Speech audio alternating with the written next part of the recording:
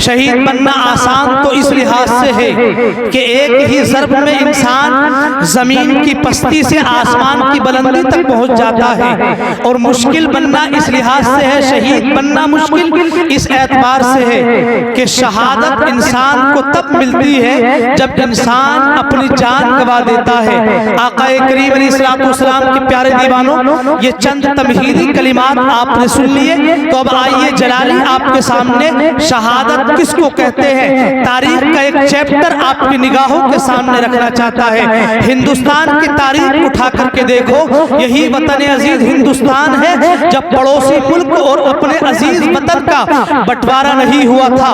1934 کا یہ واقعہ ہے، پڑوسی ملک کا ایک شہر ہے، اس کے اندر عبدالقیوم نامی ایک انسان رہا کرتا تھا۔ اس انسان کو جس شہر کے اندر یہ عبدالقیوم نام کا ایک انسان رہا کرتا تھا، نہ کوئی اس کو جانتا تھا، نہ کوئی اس کا مونس و غمخوار تھا، نہ کوئی اس کا ہمدرد تھا۔ یہ تنے تنہا اپنا گھوڑا تاغا چلانے کے بعد اپنی ماں کے کھانے پینے کا انتظام کیا کرتا تھا، اپنے گھر والوں کے کھانے پینے کا انتظام کیا کرتا تھا۔ اس کی رات ایک جھوپڑی کے اندر گزرا کرتی تھی، اور سارا دن اس کے ہاتھ میں اپنے گھوڑے کی لگام ہوا کرتی تھی، اور سارا دن یہ اپنی بکی تانگے پر بیٹھنے کے بعد گزارا کرتا تھا۔ حد تو یہ ہے کہ اس عبدالقیوم نامی انسان کے ہاتھوں میں گھوڑے کی لگام تھاننے کے بعد ہاتھوں کے اندر کھیتے پڑ گئی تھی، لیکن اللہ تبارک و تعالی جس کو مراتب عطا فرمانا چاہتا ہے تو پھر اللہ رب العزت ایک گمنام انسان کو زمین کی پستی سے اٹھا کر آسمان کی بلندی تک پہنچا دیا کرتا ہے۔ یہی واقعہ ہوا تھا 1934 کا یہ واقعہ ہے۔ عبدالقیوم ایک دن صبح سویرے اپنے گھوڑے کو ایل لگانے کے بعد کہیں پر گھوڑے کو لے کر کے جا رہا تھا، لیکن عبدالقیوم کو پتا چلتا ہے کہ نبی کریم علیہ السلام کی شان میں ایک بدبخت انسان نے گستاخی کی تھی، اور اپنی کتاب کے اندر مصطفیٰ کریم علیہ السلام کے لیے کچھ گستاخانہ کلمات لکھے تھے۔ عبدالقیوم کو جب پتا چلا آج اسی گستاخ کی رہائی کا آخری دن ہے، عبدالقیوم نے ایک ہتھیار اپنے ساتھ میں لیا تھا، اور لینے کے بعد کچہری کی جانب عبدالقیوم اپنی ماں کو آخری سلام کرنے کے بعد کچہری کی جانب چل دیتا ہے۔ گھوڑے کو ایل لگائی، اور پھر ایل لگانے کے بعد گھوڑے کو ہانک دیا تھا کچہری کی جانب، ایک سائیڈ سے اپنے گھوڑے تانگے کو کھڑا کیا تھا، اور عبدالقیوم جہاں پر جج حضرات یہ دفعات کے چہرے دیکھ رہے تھے، بڑے بڑے وکیل اور انگریز تو جج تھے، وہ ساری قانونی کارروائی کو دیکھ رہے تھے۔ عبدالقیوم بلا جھجک انہی وکیلوں کے کمرے کے اندر داخل ہو گیا۔ جب پتا کیا کہ وہ کون سا گستاخ ہے جس نے مصطفیٰ کریم علیہ السلام کی شان میں گستاخی کی ہے، عبدالقیوم نے اس گستاخ پر حملہ کیا تھا۔ حملہ کرنے کے بعد چند منٹوں میں اس کی لاش ٹھنڈی ہوتی ہے اور جسم زمین پر گرتا ہے۔ عبدالقیوم نے اپنے ہاتھوں کو فضا میں بلند کیا تھا کہ میں مجرم ہوں، میں نے اس کا قتل کیا ہے۔ آقا کریم علیہ السلام کے پیارے دیوانوں، عبدالقیوم نے اپنے آپ کو پولیس والوں کے حوالے کر دیا تھا۔ پھر کیا تھا، جس عبدالقیوم کو اس کے شہر میں پڑوس کا انسان نہیں جانتا تھا، جس عبدالقیوم کو اس کے شہر کا کوئی انسان نہیں جانتا تھا، عبدالقیوم میں جام شہادت پیا ہے، شہادت کا مرتبہ ملا ہے، تو عبدالقیوم کی باتیں پھر سارے شہر کے اندر تو کیا آسمان کے فرشتے بھی عبدالقیوم کی باتیں کر رہے تھے۔ سبحان اللہ، یہی عبدالقیوم ہے جس عبدالقیوم کو اس کی جھوپڑی کے پڑوسی کا انسان نہیں جانتا تھا، لیکن عبدالقیوم نے جب ایک گستاخ کو واصل جہنم کیا تو سارے شہر کے اندر چند منٹوں میں چرچا ہو گیا کہ یہ کون بہادر ہے جس نے گستاخ کو واصل جہنم کیا ہے۔ آقا کریم علیہ السلام کے پیارے دیوانوں، چوراہے پر دیکھو تو عبدالقیوم کی باتیں ہیں، گھر پر دیکھو تب عبدالقیوم کا چرچا ہے۔ بڑے بڑے بین الاقوامی وکیلوں نے، بڑے بڑے بیرسٹروں نے عبدالقیوم کا مقدمہ لڑنا چاہا تھا، اور بڑے بڑے وکیلوں نے کہا تھا عبدالقیوم ہم تمہاری جان بچا لیں گے، ہم تمہیں پھانسی کے پھندے سے بچا لیں گے، لیکن ہماری شرط یہ ہے کہ تم اپنا بیان بدل دو۔ لیکن عبدالقیوم نے ان وکیلوں کی اور نام نہاد بیرسٹروں کی آنکھوں میں آنکھیں ڈال کر دو ٹوک کہا تھا کہ میں نے مرتبہ شہادت ایسے ہی نہیں پایا ہے، میں نے مرتبہ شہادت کو बड़ी मेहनतों के साथ हासिल किया है। अब मैं तुम्हारे कहने की बुनियाद पर अपनी आखिरत व आक़िबत को बर्बाद नहीं करना चाहता। अब्दुल क़य्यूम ने किसी की नहीं सुनी थी, वकीलों ने मन्नतें समाजत की थी, लोगों ने दुआएं की थी। मस्जिदों के अंदर अब्दुल क़य्यूम के लिए दुआएं हो रही है, औरतें अपने सिसकते हुए हाथों से उसके लिए दुआएं कर रही हैं। लेकिन कानून के मुहाफिजों ने 1934 के अंदर अब्दुल क़य्यूम को फांसी का हुक्मनामा दिया था और फांसी के फंदे पर जब अब्दुल क़य्यूम को लटका दिया गया था, नमाज जनाजा जब पढ़ाई गई थी तो मुअर्रिखीन ने लिखा कि 1934 तक हिंदुस्तान की सरजमी पर 25 लाख का मजमा किसी इंसान के जनाजे में नहीं आया था। ये तो लोगों की भीड़ है। जलाली तो कहता है अरे अल्लाह के फरिश्ते कितने आए होंगे। और मुस्तफा करीम ने अब्दुल क़य्यूम का कैसे वालिहाना अंदाज में इस्तेमाल किया होगा। सुभान अल्लाह। मुस्तफा करीम ने नारे रिसालत मसलके आला हज़रत उलमाए अहले सुन्नत सुभान अल्लाह सुभान। कैसे सरकारे मुस्तफा ने इस्तेमाल किया होगा और फरिश्तों की कितनी भीड़ होगी। जब जनाजा शहर की गलियों से उठा था तो औरतों ने बालाखाने के ऊपर से, औरतों ने छतों से उसके जनाजे पर फूल गिराए थे और अपने दुपट्टों के आंचलों से अपनी आंखों से आंसू साफ करती जाती थी और अब्दुल क़य्यूम की बख्शिश व मग़फ़िरत और बुलंदी दर्जात के लिए दुआएं करती जाती थी। आक़ाए करीम अलैहिस्सलाम के प्यारे दीवानों, ये वो अब्दुल क़य्यूम था जो इक्का चलाता था, जो तांगा चलाता था, जिसको शहर के अंदर कोई नहीं जानता था। लेकिन चंद मिनटों में अब्दुल क़य्यूम ने जामे शहादत को नोश किया था तो फिर जमीन की पस्ती से उठ करके अल्लाह रब्बुल इज्जत ने अब्दुल क़य्यूम के मरातिब और दर्जात को ऐसे बुलंद किया था कि सारी रूए जमीन पर अब्दुल क़य्यूम का चर्चा था। और जामे शहादत नोश फरमाने के बाद अब्दुल क़य्यूम के चर्चे आसमान जमीन पर ही नहीं बल्कि आसमान की बुलंदी पर फरिश्ते भी कर रहे थे। ये शहादत है। जब तक इंसान जिंदा रहता है उसको कोई नहीं जानता, लेकिन जामे शहादत के बाद आसमान तो क्या, जमीन तो क्या, आसमान के फरिश्ते भी उसकी बातें किया करते हैं। सुभान अल्लाह सुभान अल्लाह। ये शहादत का मर्तबा है। ये शहादत है कि जब जामे शहादत इंसान को मिलता है तो फिर जमीन क्या, फरिश्ते आसमान के उसकी बातें किया करते हैं। इसीलिए अल्लाह तबारक व तआला ने कुरान मजीद के अंदर इरशाद फरमाया, वला तक़ूलू लिमन युक़तलू फी सबीलिल्लाहि अमवात, जो अल्लाह की राह में शहीद हो जाए, जो अल्लाह की राह में कत्ल किए जाए, उन्हें मुर्दा न कहो, वो तो जिंदा है लेकिन तुम्हें उनकी जिंदगी का शूर भी नहीं है। सुभान अल्लाह। समझ में आ रही है बात? जरा बोल दो सुभान अल्लाह। और एक जगह अल्लाह रब्बुल इज्जत ने इरशाद फरमाया, वला तहसबन्नल्लज़ीना क़ुतिलू फी सबीलिल्लाहि अमवाता बल अहयाउन इंद रब्बिहिम युरज़क़ून। कुरान कहता है जो अल्लाह की राह में कत्ल कर दिए जाएं तुम उन्हें मुर्दा गुमान भी मत करो, चूंकि वो तो जिंदा है और अल्लाह रब्बुल इज्जत की बारगाह में रिज़्क़ पाते हैं। सुभान अल्लाह। ये शहीदों के मरातिब हैं, ये शहीदों का मर्तबा है जिसको अल्लाह तबारक व तआला ने कुरान मजीद के अंदर बयान फरमाया। आज हम और आप ज़िक्र शुहदाए करबला की महफिल में शिरकत की सआदत हासिल कर रहे हैं। हम इंशाअल्लाह आप तक पैगाम पहुँचाएंगे कि करबला के मैदान से इमाम आली मकाम ने जामे शहादत तो नोश फरमाया था, लेकिन इमाम आली मकाम ने करबला के मैदान से उम्मत मुस्लिमा के लिए क्या क्या पैगामात अता फरमाए थे। शहादत किसे कहते हैं?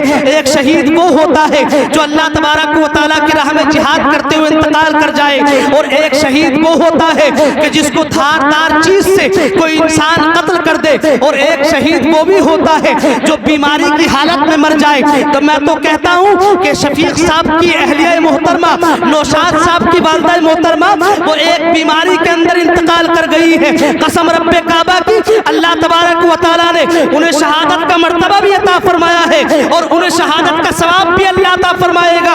और आज जिक्र शुहदाए करबला की महफिल को उनके बच्चों ने, उनके शोहर ने सजाने के बाद ये बात आया कर दी है और अपनी मोहब्बत का सबूत दे दिया है कि जहां हम अहले बैत से प्यार करते हैं, इमाम आली मकाम से मोहब्बत भी करते हैं, वरना ये तस्मा अपने घर में भी कर सकते थे, अपने घर के अंदर भी महफिल इसारे सवाब को सजाया करते थे। تھے، لیکن آج دور میں جیسے ہی محرم الحرام کا چاند نظر آتا ہے، امام عالی مقام سے محبت کرنے والے، اہل بیت سے پیار کرنے والے، کوئی سبیل لگا کر اپنی محبت کا اظہار کرتا ہے، کوئی فقیروں کو کھانا کھلا کر اپنی محبت کا اظہار کرتا ہے، کوئی اہل بیت کی محفلوں کو سجانے کے بعد اہل بیت سے محبت کا اظہار کرتا ہے، لیکن شفیق بھائی اور ان کے بچوں نے ذکر شہداء کربلا کی محفل کو سجانے کے بعد ساری دنیا کے لوگوں کو بتا دیا ہم صحابہ اکرام سے بھی پیار کرتے ہیں، ہم اہل بیت سے بھی محبت کرتے ہیں، اور امام علی مقام کی محبت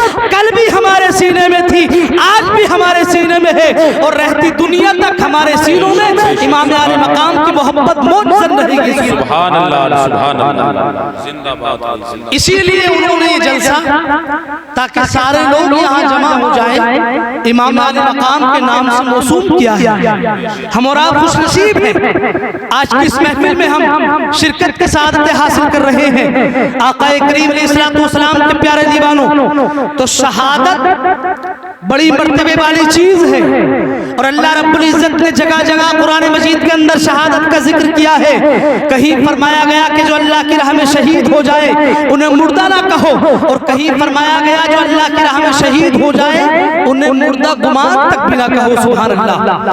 اللہ کے رسول صلی اللہ تعالی علیہ وسلم نے ارشاد فرمایا کہ شہید کے خون کا ایک قطرہ بھی زمین پر نہیں گرتا ہے، زمین پر خون کا قطرہ گرنے سے پہلے ہی پہلے اللہ تبارک و تعالیٰ اس شہید کی بخشش و مغفرت فرما دیتا ہے۔ سبحان اللہ، ذرا بول دے سبحان اللہ۔ اور ایک روایت کے اندر سرکار مصطفیٰ نے ارشاد فرمایا کہ جیسے ہی شہادت انسان کو ملتی نہیں ہے، انسان کے جسم سے جو شہید ہوتا ہے اس کی روح اس کے جسم سے نکلتی بھی نہیں ہے، جسم سے روح نکلنے سے پہلے اللہ تبارک و تعالیٰ اس کے مقام کو جنت کے اندر دکھا دیتا ہے۔ سبحان اللہ، یہ شہادت ہے۔ آقا کریم علیہ السلام کے پیارے دیوانوں، شہادت کیسے حاصل کی جاتی ہے؟ شہید کس کو کہا جاتا ہے؟ ملک شام کے اندر 3 بیٹے رہا کرتے تھے، 3 بھائی رہا کرتے تھے، جو ہمہ وقت مذہب اسلام کی آبیاری کے لیے، اسلام کے جھنڈے کی بلندی کے لیے، اسلام کی بقا کے لیے ہر وقت اللہ تبارک و تعالیٰ کی راہ میں یہ تینوں بھائی جہاد کرتے رہتے تھے، مسلسل جہاد میں لگے رہتے تھے۔ ایک مرتبہ روم کے لوگوں نے ان تینوں بھائیوں کو قید کر لیا تھا، اور روم کے لوگ پکڑنے کے بعد روم کے بادشاہ کے پاس لے کر کے آئے تھے۔ جو روم کا بادشاہ تھا اس نے کہا تھا تم قوم عیسائیت کو قبول کر لو، پھر میں تمہیں مال و دولت بھی عطا کروں گا، اور اس نے کہا تھا انی اجعل فیکم الملک وازوجکم بناتی، اس نے کہا تھا تم قوم عیسائیت کو قبول کر لو، میں تمہیں سلطنت بھی عطا کروں گا، میں تمہیں مال بھی عطا کروں گا، اور ساتھ ساتھ میں اپنی بیٹیوں کے ساتھ تمہارا نکاح بھی کرا دوں گا۔ لیکن ان تینوں بھائیوں نے اس پادری کی آنکھوں میں آنکھیں ڈال کر کے کہا تھا کہ ہم محمد مصطفیٰ کے جام کے مست ہیں، یہ وہ ترشی نہیں جسے نشہ اتار دے۔ اور تینوں بھائیوں نے اس بادشاہ کی آنکھوں میں آنکھیں ڈال کر کے کہا تھا کہ ہماری جان تو جا سکتی ہے لیکن مصطفیٰ کا دیا ہوا ایمان نہیں جا سکتا ہے۔ قول محمد قول خدا، فرمان نہ بدلا جائے گا، بدلے گا زمانہ لاکھ مگر قرآن نہ بدلا جائے گا۔ تینوں بھائیوں نے آنکھوں میں آنکھیں ڈال کر کے کہا تھا ہماری جان تو جا سکتی ہے لیکن مصطفیٰ کا دیا ہوا ایمان نہیں جا سکتا۔ بے شک سبحان اللہ سبحان اللہ۔ پادری نے کہا تھا اگر عیسائیت کو قبول نہیں کرو گے تو پھر آپ اپنا حشر اپنے نگاہوں کے سامنے دیکھ لو۔ کہا 3 پیتل کے کڑاؤں میں زیتون کے تیل کو گرم کرو۔ تینوں بھائیوں کو لائن سے کھڑا کر دیا گیا۔ جب پیتل کی دیگ میں، پیتل کے کڑاؤں میں زیتون کا تیل اس کے شعلے آسمان سے بلند کرنے لگے، جو اپنی سیما پر، اپنے چرم پر اس کی گرمی پہنچی تھی، تو پھر بڑے بھائی کو اس بادشاہ نے پکڑنے کے بعد حکم دیا تھا کہ اس کو اسی کڑاؤ کے اندر ڈال دیا جائے۔ بھائی کو کڑاؤ کے اندر ڈال دیا گیا تھا۔ آقا کریم علیہ السلام کے پیارے دیوانوں، جو منجلا اور بیچ کا بھائی تھا اس سے کہا تھا دیکھو اپنے بھائی کا حشر اپنی نگاہوں کے سامنے دیکھ لو، اگر تم نے قوم عیسائیت کو اسلام چھوڑ کر کے قبول نہیں کیا تو تمہارا حشر بھی تمہارے بھائی کے ساتھ کر دیا جائے گا۔ اس بھائی نے کہا تھا عیسائیت کو قبول نہیں کریں گے، ہماری یہ آخری بات ہے، جب تم پوچھو گے ہماری زبان سے یہی کلمہ نکلے گا کہ ہم قوم عیسائیت کو قبول نہیں کر سکتے، اسلام ہماری رگوں میں پیوست ہے، ہم مذہب اسلام کو نہیں چھوڑ سکتے. یہاں تک کہ دوسرے بھائی کو بھی اسی پیتل کے کھولتے ہوئے تیل کے کڑاؤں میں ڈال دیا گیا تھا. جب تیسرے اور نوجوان چھوٹے بھائی کی باری آئی تھی تو بادشاہ کے وزیر نے کہا تھا اس کی ابھی چڑھتی ہوئی جوانی ہے, اس کو میرے حوالے کر دو اور اس کا ایمان ہم بڑی آسانی سے چھیننے میں کامیاب ہو جائیں گے. اس نادان کو کیا پتا تھا کہ فانوس بن کے جس کی حفاظت ہوا کرے وہ شمع کیا بجھے جسے روشن خدا کرے, وہ شمع کیا بجھے جسے روشن خدا کرے. اس نے وزیر نے لیا تھا بادشاہ سے اس نوجوان کو جس کی چڑھتی ہوئی جوانی تھی. اس نے دنیا کے اندر بھی کچھ نہیں دیکھا تھا. آقا کریم علیہ السلام کے پیارے دیوانوں, جب اس بھائی کو لیا تھا لینے کے بعد ایک کمرے کے اندر بند کر دیا تھا. جب رات نے اپنی تنہائی کا پردہ ڈالا تھا تو رات کے سناٹے میں ایک خوبصورت لڑکی کو اسی کے کمرے کے اندر بھیج دیا تھا اور کمرے کے اندر بند کر دیا تھا. اور وہ ایسی خوبصورت لڑکی تھی جس کی طرف ایک نگاہ اٹھانے کے لیے اس وقت کے دنیا کے لوگ بےتاب رہا کرتے تھے.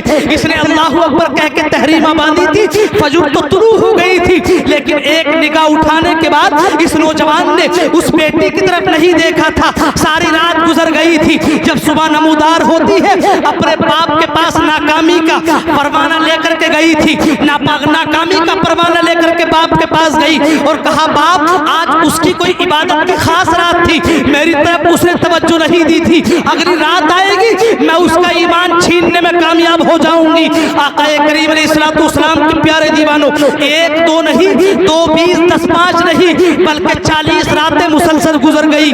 ایک نوجوان ہے جس لڑکی کی طرف دنیا کے لوگ ایک نگاہ اٹھانے کے لیے بےتاب رہتے تھے, لیکن آج یہ نوجوان ہے اس کی نگاہوں میں مصطفیٰ کا جمال ہے, سرکار مصطفیٰ کا حسن ہے, اور جس کی نگاہوں میں مصطفیٰ کریم کا حسن ہوتا ہے وہ دنیا کے حسن کی طرف نگاہیں نہیں اٹھتی ہے. سرکار مصطفیٰ علیہ السلام کا یہ عاشق جب یہ 40 راتیں مکمل ہو گئی, اس خاتون نے کہا تھا تو کس کا فدائی ہے, تو کس کا شیدائی ہے, بتا تو صحیح. آج 40 راتیں گزر گئی ہے, تو میری طرف دیکھنے کے لیے تیار نہیں ہے. حالانکہ دنیا کے لوگ میری طرف ایک جھلکنے کے لیے بےتاب رہتے ہیں, ایک جھلک دیکھنے کے لیے میری بےتاب رہتے ہیں, لیکن تو نے کس کا جام پی رکھا ہے کہ میری طرف دیکھنے کے لیے بےتاب رہی ہے. اس نے کہا میں مصطفیٰ علیہ السلام کے جام محبت کا مست ہوں, یہ وہ ترشی نہیں جسے نشہ اتار دے. آقا کریم علیہ السلام کے پیارے دیوانوں, اسی نوجوان کے ہاتھ پر یہ خاتون پڑھتی ہے لا الہ الا اللہ محمد رسول اللہ, یہ کلمہ پڑھ کے مسلمان ہو جاتی ہے اور استبر میں سے 2 گھوڑے منواتی ہے. 2 گھوڑے منگائے گئے, ایک پر خود سوار ہو گئی اور دوسرے پر نوجوان کو سوار کر دیا, اور دونوں نے اپنے اپنے گھوڑے کو ایل لگائی تھی. ابھی چند ہی قدم چلے تھے کہ پیچھے سے مزید 2 گھوڑوں کے آنے کی آواز کو سنا تھا. یہ سوچنے لگے کہ شاید بادشاہ کی فوج آ رہی ہے, وہ ہمیں گرفتار کرنے کے لیے آ رہی ہے. لیکن جب گھوڑے قریب آتے گئے تو دیکھا وہ جو 2 بھائی تھے جن کو کھولتے ہوئے تیل کے اندر ڈال دیا گیا تھا, وہ دونوں بھائی زندہ ہے اور اپنے اپنے گھوڑوں پر سوار ہونے کے بعد ہمارے قریب آ گئے ہیں. دونوں بھائی جب آ گئے ملاقات کی اور پوچھا تھا بھائیو تمہارے ساتھ کیا گزری, اللہ تبارک و تعالیٰ نے تمہارے ساتھ کیا معاملہ فرمایا تھا. تو دونوں بھائیوں نے کہا تھا وہی تیل کے اندر ایک غوطہ تھا, جس غوطے کو تم نے دیکھا تھا, اس کے بعد ہم ڈائریکٹ تیل سے اٹھنے کے بعد جنت الفردوس کی وادیوں میں پہنچ گئے تھے, اور اللہ تبارک و تعالیٰ نے ہمیں جنت الفردوس کے اندر مقام عطا فرما دیا تھا. یہ چند بیٹے تھے جو اللہ کی راہ میں جہاد میں ہمیشہ لگے رہتے تھے, لیکن جب جام شہادت انہوں نے نوش فرمایا تھا تو اللہ تبارک و تعالیٰ نے ان بیٹوں کو آسمان کی بلندی پر زمین کی پستی سے اٹھانے کے بعد پہنچا دیا تھا. اور عالم یہ تھا کہ فرشتوں کی موجودگی میں اللہ تبارک و تعالیٰ کے فرمان کے مطابق ان دونوں بھائیوں نے اس اپنے بھائی کا اسی خاتون سے نکاح پڑھا دیا تھا. یہ اللہ کا فضل ہے, جب شہادت ملتی ہے تو شہادت کے جام کے بعد اللہ تبارک و تعالیٰ شہیدوں کو جنت الفردوس کے اندر مقام عطا فرما. سبحان اللہ سبحان اللہ, نعرہ تکبیر, نعرہ رسالت, مسلک اعلیٰ حضرت علامہ مفتی عبدالقادر صاحب قبلہ شہید اعظم کانفرنس. سبحان اللہ سبحان اللہ. یہ تو عام شہید ہیں, پھر سید الشہداء جگر گوشہ رسول حضرت فاطمہ الزہرا کی آنکھوں کی چین، امام علی مقام کی شہادت کا عالم کیا ہے اور عالم ہی کیا پوچھنا۔ آج یہ امام کی شہادت کی برکتیں ہیں جو ہمارے اور آپ کی مسجدوں کے میناروں سے حی علی الصلاۃ حی علی الفلاح کی صدائے بلند ہے۔ امام علی مقام کی شہادت کا صدقہ ہے جو ہمارے مدارس کے اندر قال اللہ قال الرسول کی صدائیں نکل رہی ہے۔ آج ہمارے گھروں کے اندر قرآن مجید کی تلاوت کی برکتیں آ رہی ہیں اور قرآن مجید کی تلاوتیں ہو رہی ہیں، یہ امام علی مقام کی شہادت کا ہی یہ صدقہ ہے۔ امام علی مقام رضی اللہ تعالیٰ عنہ نے شہادت کا جام نوش فرمایا تھا۔ مصطفیٰ کریم علیہ السلام کے پیارے دیوانوں، امام علی مقام نے کربلا کے اندر سے کیا پیغام دیا تھا، اس سے آپ اندازہ لگا سکتے ہیں کہ کربلا کا ذکر سرکار مصطفیٰ علیہ السلام نے اپنی زندگی کے اندر کئی مرتبہ فرمایا تھا۔ اسی لیے آج جگہ جگہ جیسے ہی محرم الحرام کا چاند نظر آتا ہے، کوئی امام علی مقام کے نام پر سبیل لگاتا ہے اور لوگوں کو پانی پلاتا ہے، کوئی شربت کی سبیل لگاتا ہے، کوئی امام علی مقام کے نام پر کھانا کھلاتا ہے، کوئی امام علی مقام کے نام پر قرآن مجید کی تلاوت کراتا ہے، کوئی امام علی مقام کے نام پر ان کی محفل کا انعقاد کیا کرتا ہے۔ یہ الگ الگ طریقے سے عشاقان امام علی مقام اپنی محبت کا خراج پیش کرتے ہیں امام علی مقام کی بارگاہ میں۔ آقا کریم علیہ السلام کے پیارے دیوانوں، حضرت ام سلمہ ام المومنین بیان کرتی ہے کہ ایک مرتبہ میرے حجرے کے سامنے حضرات حسنین کریمین کھیل رہے تھے، سدرہ کو جبرائیل چھوڑ کر کے مصطفیٰ کی بارگاہ میں حاضر ہو گئے اور سرکار مصطفیٰ علیہ السلام کے پاس جناب جبرائیل جب حاضر ہوئے تو امام حسین کی طرف جناب جبرائیل نے اشارہ کیا تھا اور اشارہ کرنے کے بعد ارشاد فرمایا تھا یا محمد ان امتک تقتل ابنک ھذا من بعدک، یا رسول اللہ آپ کے وصال کے بعد آپ کی امت کے کچھ لوگ آپ کے نواسے کو شہید کر دیں گے۔ سرکار مصطفیٰ کی آنکھوں سے آنسو جاری ہو گئے اور سرکار مصطفیٰ علیہ السلام نے امام علی مقام کو سینے سے لگایا تھا اور لگانے کے بعد مٹی اٹھائی تھی، مٹی کو سونگا تھا۔ حضرت ام سلمہ بیان کرتی ہے سرکار مصطفیٰ نے وہ مٹی میرے ہاتھ میں دے دی تھی اور سرکار نے ارشاد فرمایا تھا یا ام سلمہ اذا تحبرت هذه التربة دما فاعلمي ان ابني قد قتل۔ اے ام سلمہ یہ مٹی لے لو اور دیکھ لینا، جب یہ مٹی خون بن جائے تو میرا حسین کربلا کے میدان میں شہید ہو گیا ہے۔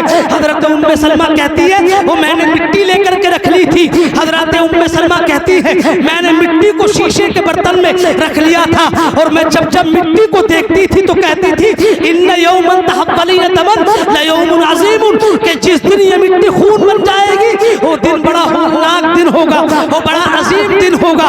ایک دن 56 سال 5 مہینے اور 5 دن کی امام علی مقام کی جب عمر شریف ہوتی ہے تو اسلام کی بلندی کے لیے، اسلام کی آبیاری کے لیے، نانا جان کی دین کی خاطر امام علی مقام نے کربلا کے میدان سے جام شہادت کو نوش فرما کر دنیا کے لوگوں کو درس دیا تھا کہ حالات چاہے جیسے ہو لیکن حق کا ساتھ دو، حق کا دامن تھامے رہو۔ جو لوگ حق کا ساتھ دیتے ہیں اور جن لوگوں کے ہاتھ میں حق کا دامن رہتا ہے وہ دنیا میں بھی سرخرو رہتے ہیں اور اللہ تبارک و تعالی آخرت میں ان کے درجات کو بلندی عطا فرماتے ہیں۔ سبحان اللہ سبحان اللہ، زندہ باد۔ حق کے پرچم کو بلند کرنے کا امام علی مقام نے کربلا کے میدان سے درس دیا تھا۔ دوسرا درس امام علی مقام نے صبر اور استقامت کا عطا فرمایا۔